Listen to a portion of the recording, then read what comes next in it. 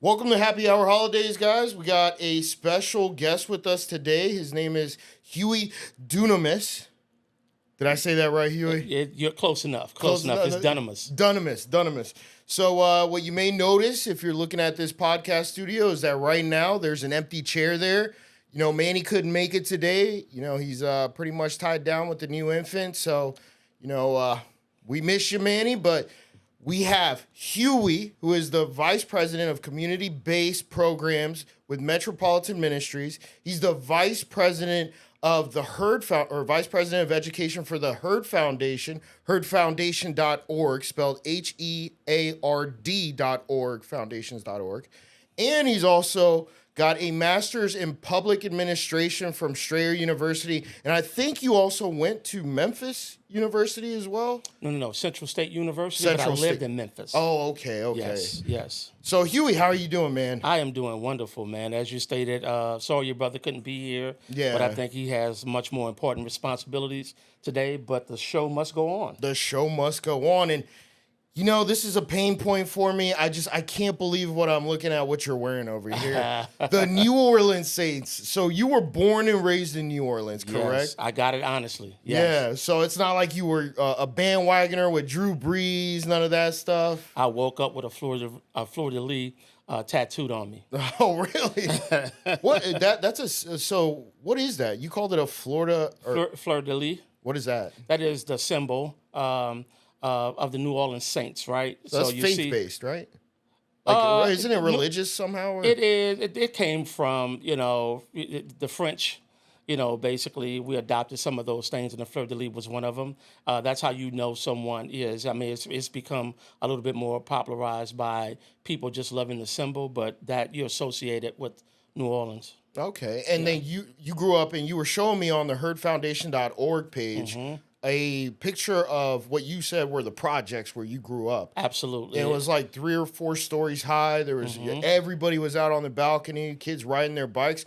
Honestly, it didn't look like a project, but it looked like people were, getting along. But I'm sure that's not always the case, was it? Absolutely. And you said Katrina wiped it off the map, huh? So, not really. But again, I'm from New Orleans, Louisiana. We call it the 7th Ward. 7th Ward. Grew up in the St. Bernard Project.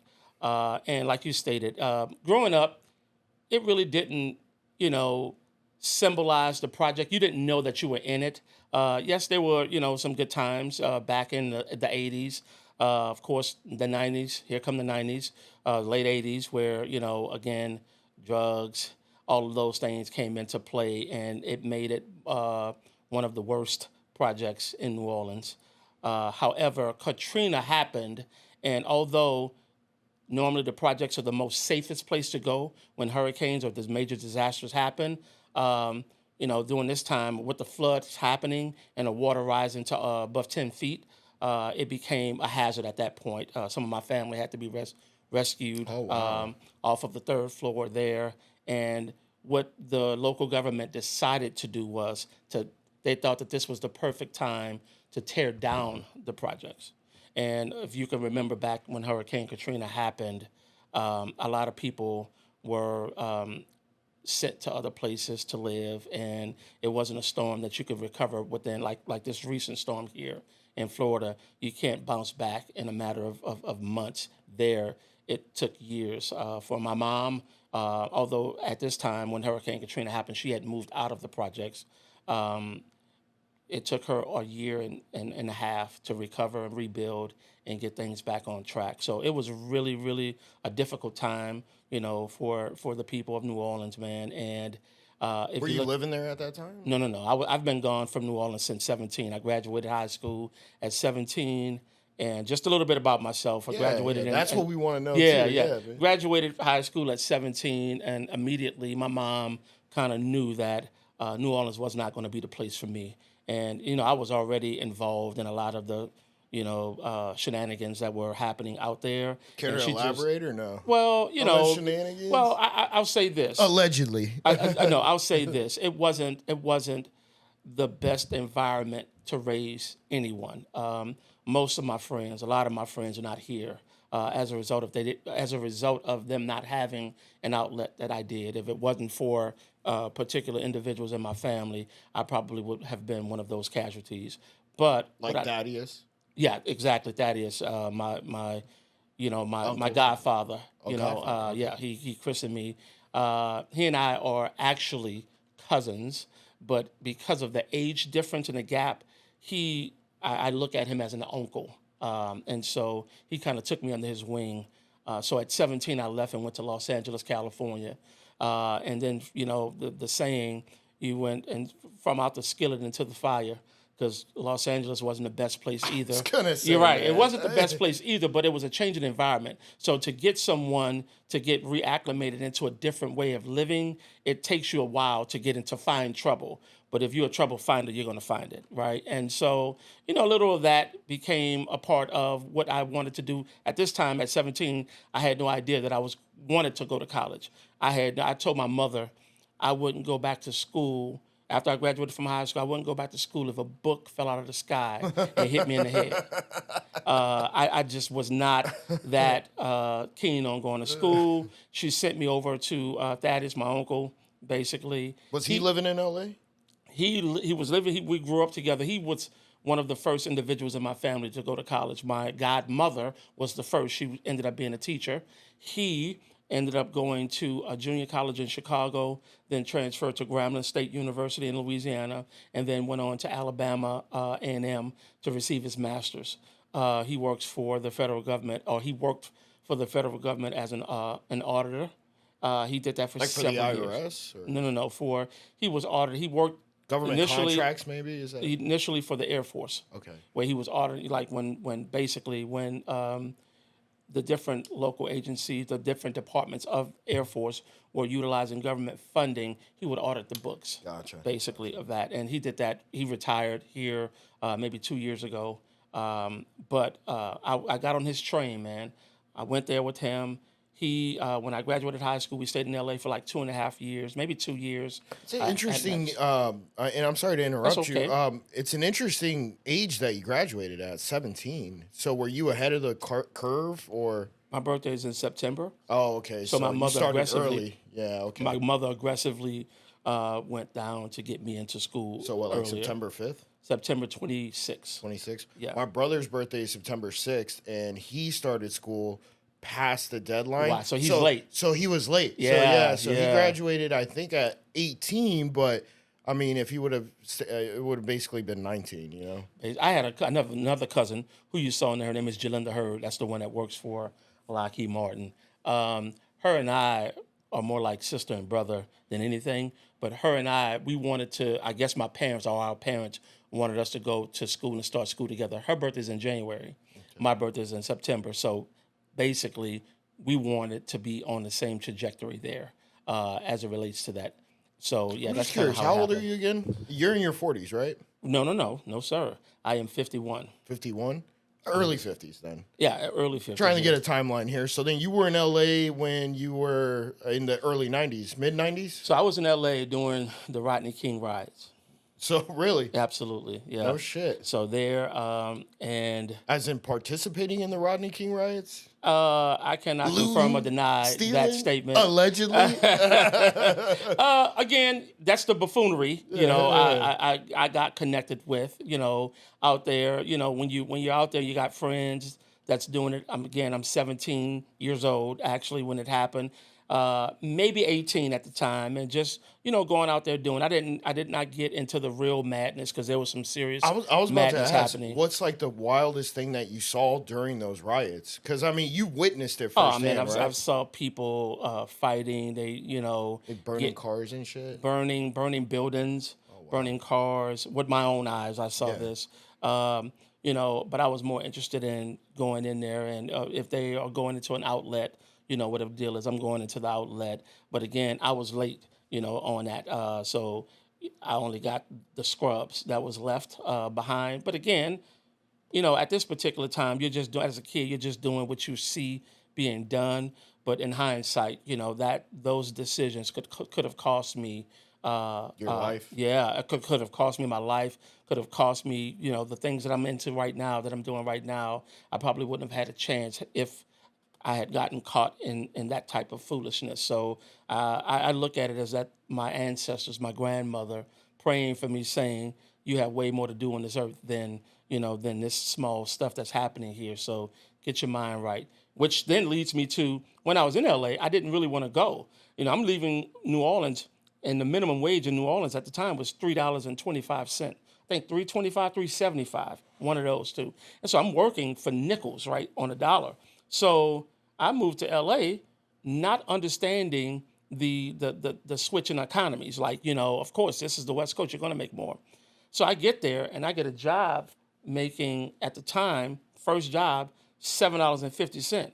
So I'm thinking in my mind, my small mind, oh my God, this is a career type of job, man. I'm not leaving this, or what have you. Then got promoted to a supervisor. Now I'm making $9.75. Thinking I could live off of this. Me and my partner, one of my friends, we can roommate, man. We got this. So my uncle's telling me, dude, first of all, I know you're making way more than this. You're over there running with your boy. I know he's running. He's in the gang. You running with him. He got you working the doors at the strip club, and you are basically. I was running protection for the strippers. You were a bouncer. You were a bouncer. Security. You could call Security. Me. You could call me a bouncer. No. So what he would do, my friend would do, is he would tell the girls, look, we protect you. Nobody's going to do anything to you, but we need 40% of what you make.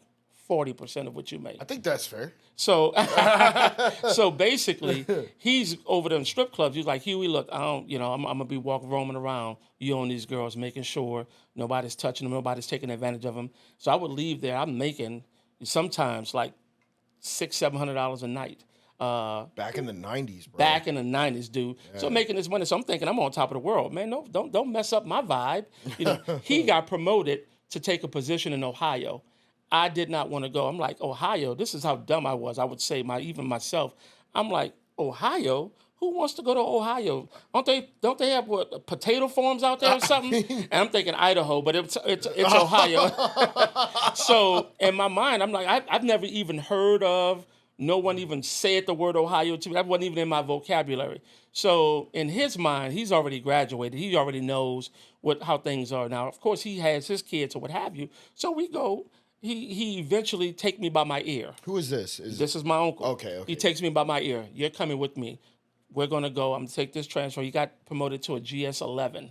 So he was in the military. No, GS, right? He's GS. So GS is not, that's civilian ranking. Okay. So basically, we go with him. We drive. The government pays him to drive there or what have you. We get there. And he eventually convinced me to try college. Now, let me go back for a minute. In LA, he did convince me to try junior college. Just to shut him up, I enrolled in junior college. I would go to class, I wouldn't go to class. I would go to class, I wouldn't go to class. But I was still able to do the work, and he convinced me to do so. Going into Ohio, when we get there, he convinced me to go to an HBCU. So I arrived at this school, all brick. It looked like the project to me. I thought that I was back where I'm familiarized, with the stuff going on there.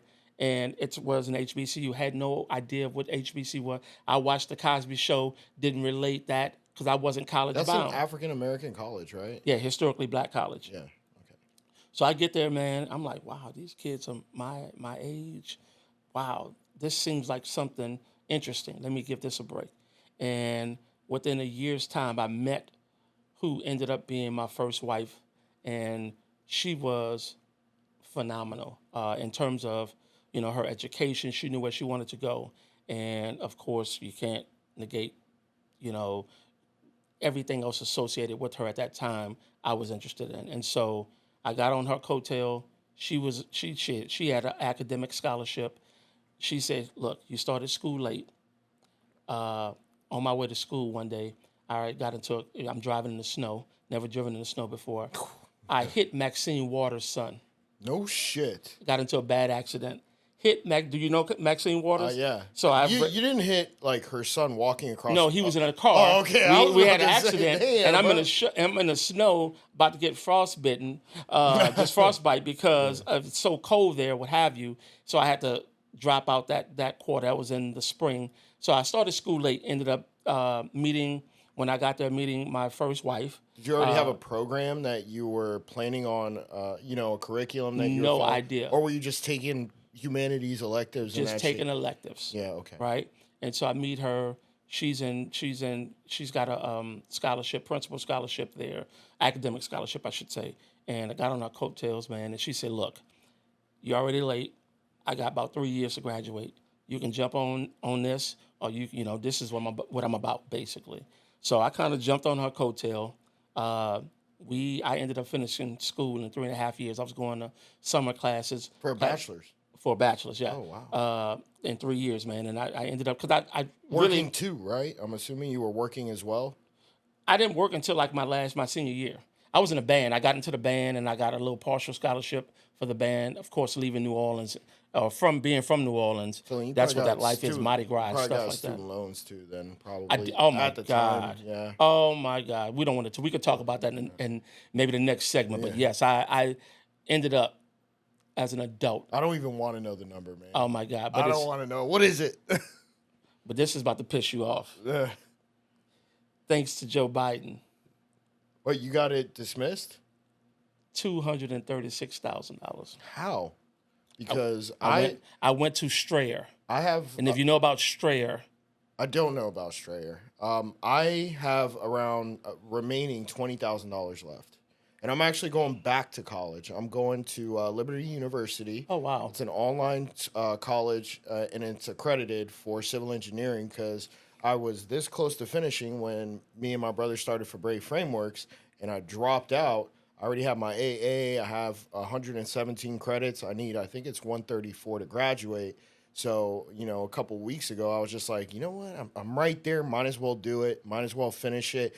They're the only accredited Bachelor of Science engineering program, civil engineering program available online. The only thing I have to do is go to Lynchburg, Virginia for 4 weeks to take 2 labs, and that's it, and then I can graduate. Oh man, that's but awesome. but it's like 4 semesters, right? That's the last semester I got to do it. So, still, you got fucking $230,000. I was playing in student loan I debt was forgiven. Because I for applied real. for that shit, and they looked at me. Well, they didn't look at me. I just got the rejection email. Oh, I'm sorry, you don't qualify. I'm like, what the fuck? So this is why I did.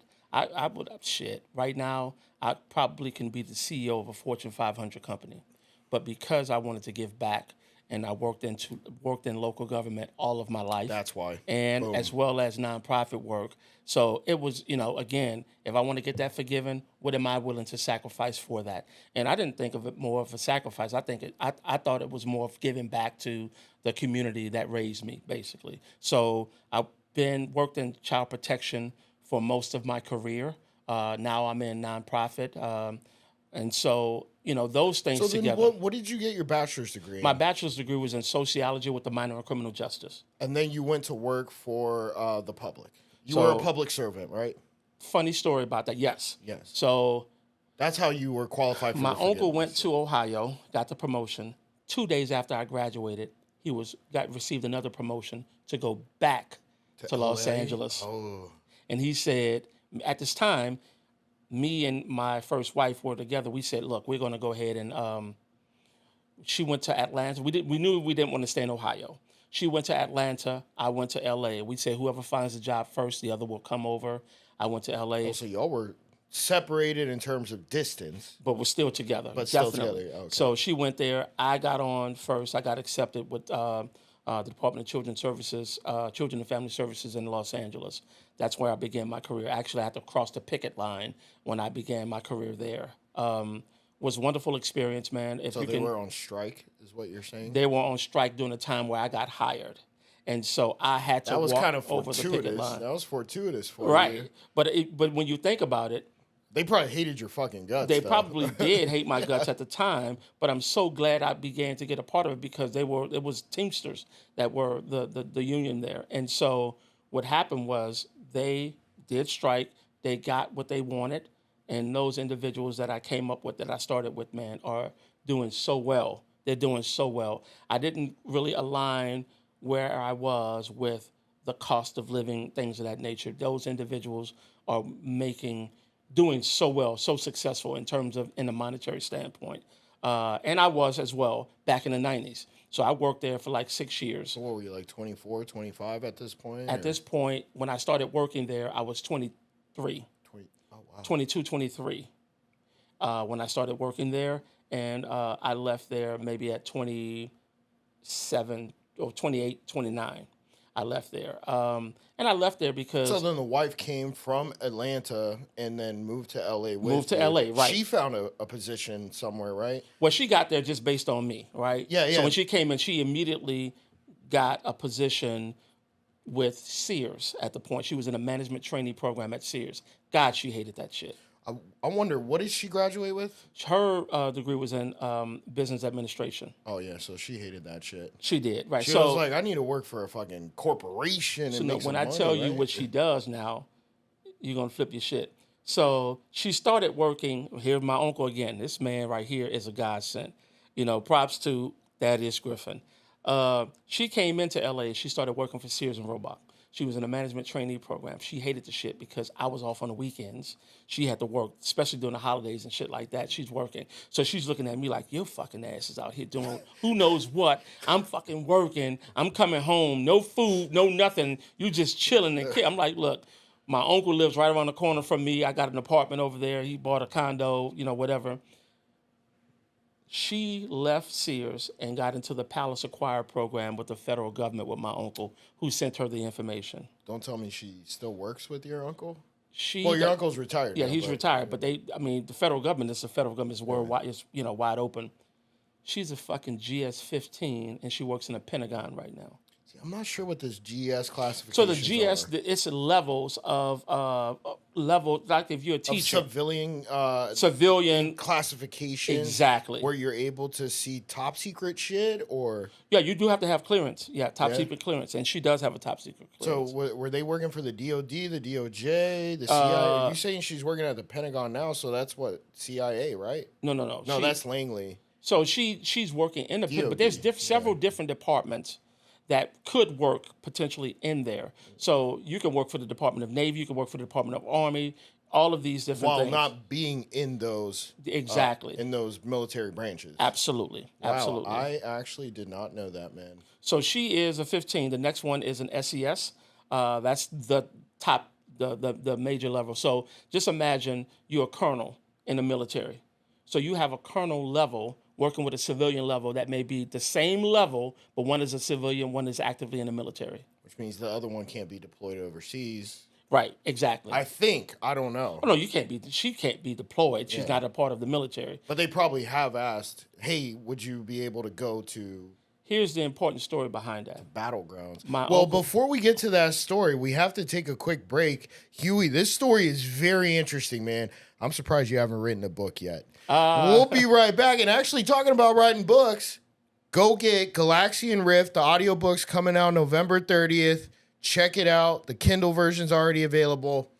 Just search Galaxian Rift by Sean Fabre. We'll be right back. Welcome back to Happy Hour Holidays, guys, and gals, and GSs and SESs, and, lieutenants and colonels and generals, whoever's watching.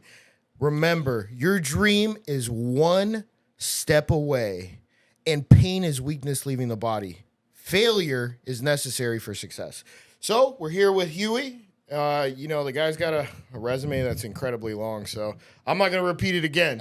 So when we left off, we were talking about how you now lived in Los Angeles, and your then wife got a job with your uncle Thaddeus and started working alongside him, correct? Right. So they weren't working together. They were working for the federal government. Okay. Her job was a cost analyst. His job was an auditor. So they both work with the federal government. She got that job based on her intelligence.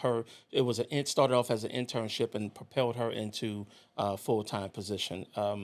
But what I like to say about that is that my uncle retired here 2 years ago as a GS-14, where my ex-wife now is a GS-15, and she spent less time promoting in this. She's very, very professionally aggressive in terms of her success. And you called her off air to ask what, because I thought it was like government specialist or something. So we got the clarification. What was it?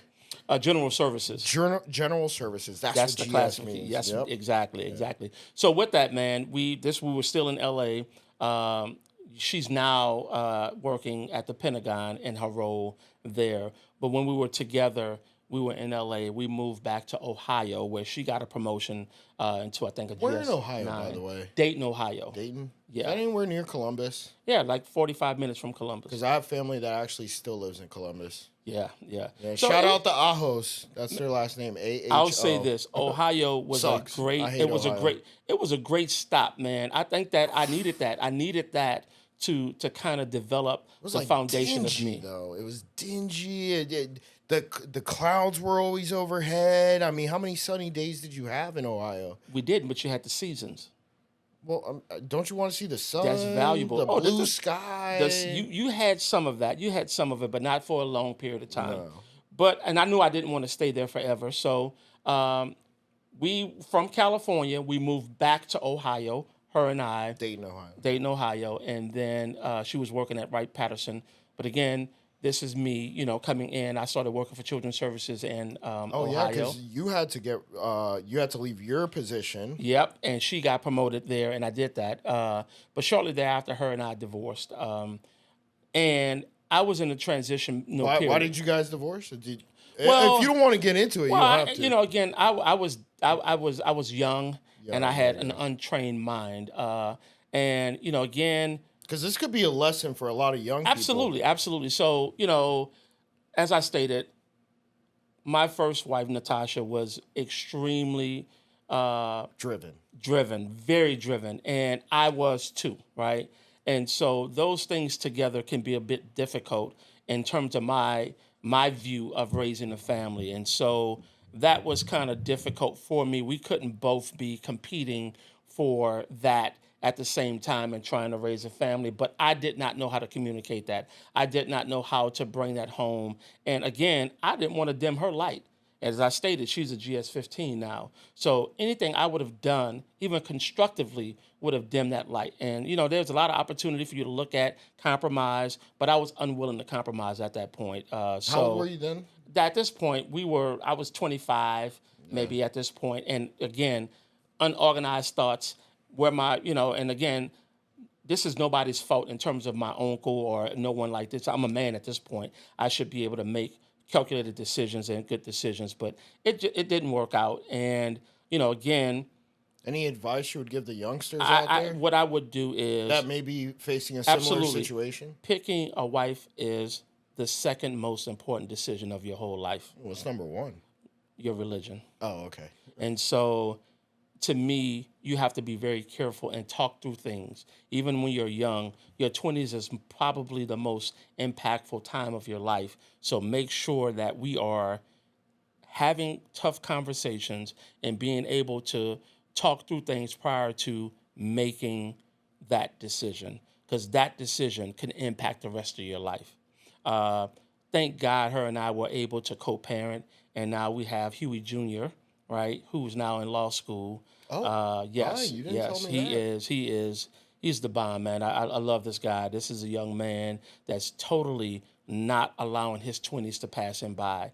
And I kept telling him in his 20s, you have the most of your energy, most of your motivation at this time. Don't waste that, because what I was doing in my 20s was using that time to go out and hang out. I was making the most money I've had at that time than I had ever made. I mean, you weren't a slacker in your 20s. Man, either, I'm making like between $60,000 and $75,000 in the 90s, right? And I'm I'm working overtime, doing all this stuff, but I'm spending money. I'm hanging out with my friends, thinking that was the play, when really it wasn't, right? At that time, I should have been how many investing. of those people do you still talk to?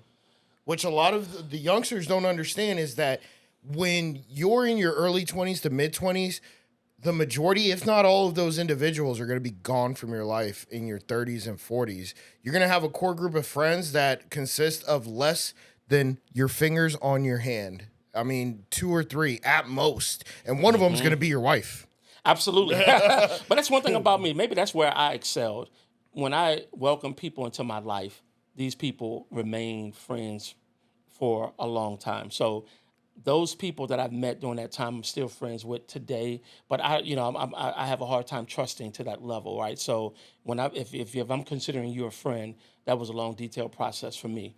But again, I should be a person where in my 20s that I should have been more, Investing, you yeah, said. invested in myself. So if I'm making that amount of money, like if my son were not in law school and he was working, I would be on him with real estate. This is something that I know right now. This is something that I'm highly into right now. He will be making those decisions right now, and he's making those He can decisions through still me. purchase real Oh, estate. he can, Yeah. and well, his dad is doing that for him now. Okay, And good. so yeah, Yeah. I'm making sure that he's going to be okay because I want my grandchildren to be okay, and so that's where I am right Is he now. married? And He's not Oh, married. okay. You said Thank God he's grandchildren, not. so I'm like, No, thank God he's not. He's not even thinking about that right now. Right now, he's thinking about, hey, am I going to prepare this report for class or whatever the case may be. He's actually doing an internship with the guy who represented the Two Live Crew in their explicit lyric case in Miami. Do you know who the Two Live Crew is? No. Two Live Crew is a rap group out of Miami with Luke Skywalker. Well, he's a rap. It's a very famous rap group in Miami. This attorney that he's working for, the name escapes me right now, but he's working for that firm that represented Two Live Crew and won the explicit lyric court battle, basically cussing on audio and handing that to kids and letting kids listen to that. That was during that particular time. That name sounds familiar too. Live. Is he almost up to taking his bar? This is his second year. He is going to take the bar. Although he's in school in Miami, he's going to take the bar in Georgia. He wants to focus on entertainment law. He's very highly into entertainment, media, all of the above, and his goal is his dream he's is got to like 2 represent more years, individuals. right? Yeah, his dream is to represent individuals that are being taken advantage of in terms of their masters and things of that nature. So you want to make sure that these young guys who are going into this industry, that they're well represented so that they can make decisions on the front end. Beforehand, they were just taking advantage of guys. So almost like agents. Yeah, basically, almost like yeah, exactly. So, but moving from California, man, to Ohio, moved back to Ohio, got remarried because my ex-wife and I, of course, we got divorced. I married my wife. I've been married now for 20 years. So got divorced like 29, I'm assuming, or something. Yeah, like and that. got married again maybe at 30. And Damn, that's quick. that was very quick. Shit. Yeah. It tells you. It kind of tells you within the story, kind of what it was. I am a guy that, to me, that really have trouble sometimes, with Being alone? you hit it.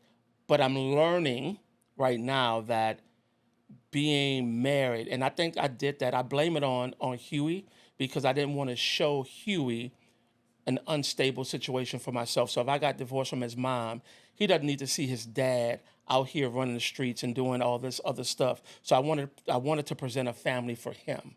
That's number one, right? And I didn't want him I to don't think see there's other than anything that. wrong with that. Well, I think it's wrong in that you don't do that at the expense of you not learning yourself, But right? you've been married over 20 years. Right. So you didn't. Well, marriage, 20 years of marriage, you look at that within reason. My wife is wonderful. Yeah. And, So you again, found her. Absolutely, she is literally amazing. You've met my wife. Yes, I did, yeah. And we got married after 5 months. So Wow. when you know. And our anniversary was actually 2 days ago, Halloween, October 31st. Wow. Which this will air after that. So, whatever. And we've been married 6 years. So. Wow, that's congratulations, man. Yeah. And I know a lot of people that have been dating for fucking 5 years. They get married for 1 and they're out. Right. You know what I mean? That's crazy. Yeah, That's divorce crazy. done. The value in marriage, man, is when you can actually understand the middle area. Everyone has their own personality, right? Yeah. But it's about major compromise and it's about understanding the perspective of the other, right? And so with this, I'm learning that, but again, it works both ways. But that's one of the things that I really wanted to talk about today in terms of the relationships that we're seeing out here in society between men and women, or the political environment trying to separate men and women as a result of that. And I'm saying that because you're different and because you think different doesn't mean that you are disconnected as a marriage. everyone have their own individual mind. But if you are driven or authored by religion, if you're authored by, political, Success or whatever the case yeah. may be, talk about that, talk through that, and that will guide you. But again, people try to measure us by our differences opposed to where we have the most in common. And if you married someone based on how you assess their whole situation, how can they add to your life, how can you add to their life, and then finding that common ground and be more willing to compromise than anything. And I'm learning that now as an older person. But if I can do anything, man, to let individuals know that it's going to be tough, you're going to disagree, and disagreement doesn't mean that's the end all be all. However, if that person doesn't have your best interest, and if you don't have that other person's best interest in mind, it's about you, then you might want to step back away from that until you can develop a sense of that, because you're going to find yourself in positions where you're going to be arguing and you're worried about your own bottom line, and that is not the way to go. And I actually like what you said there. The way I see it is, and this is something that I live my marriage by, is listen, we're two separate people. We have our own lives, but when we come together, that is what I believe the marriage is where you can talk about dreams, goals, aspirations, anything. But you can't, and I saw this a lot when I was engaged when I was like 22 or 23. I was engaged, I didn't marry her.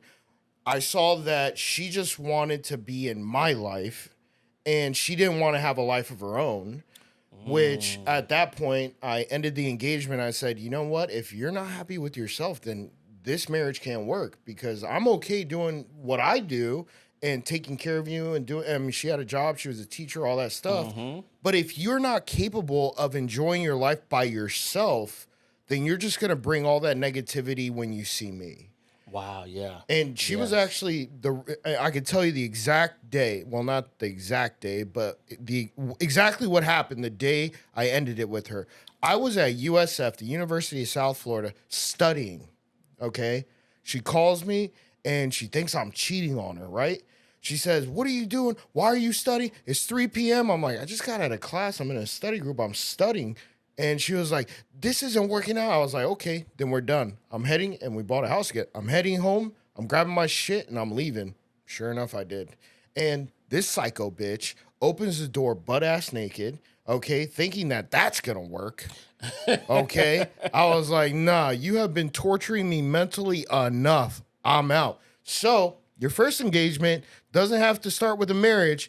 It could end before you have to go through the trouble of a divorce and all that stuff. You are absolutely right, man. But it was your emotional intelligence that drove you to that, right? I was just fed up, But man. but my thing, but you used it. You understood where you were, bro. And I think that young men don't understand what my first wife gave to me in that and when she was a part of my life.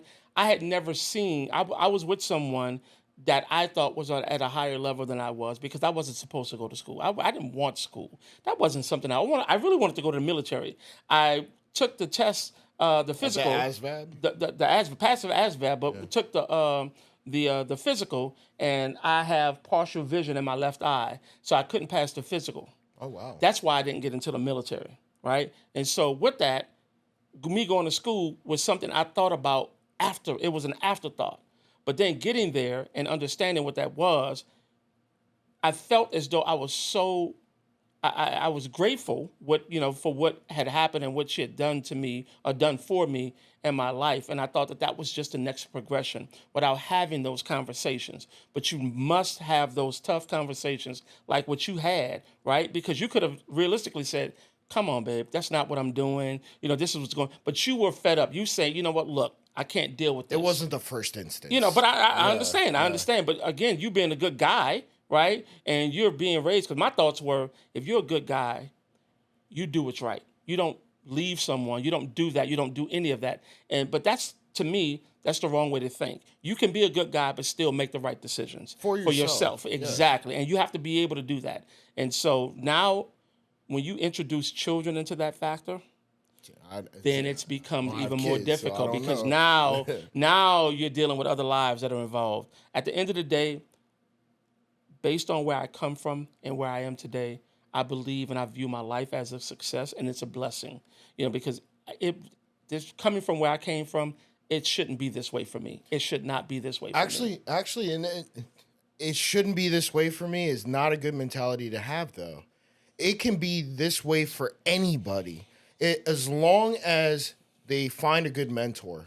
That's really what it was. Absolutely. Because if it wasn't for Thaddeus Griffin, oh, you better believe it, bro. You better believe. If it wasn't for Thaddeus Griffin, I don't know where the hell I would be right now. I mean, shit. I don't know where I owe it. Even if you would be right now, That man took a chance on me. This man had his own family.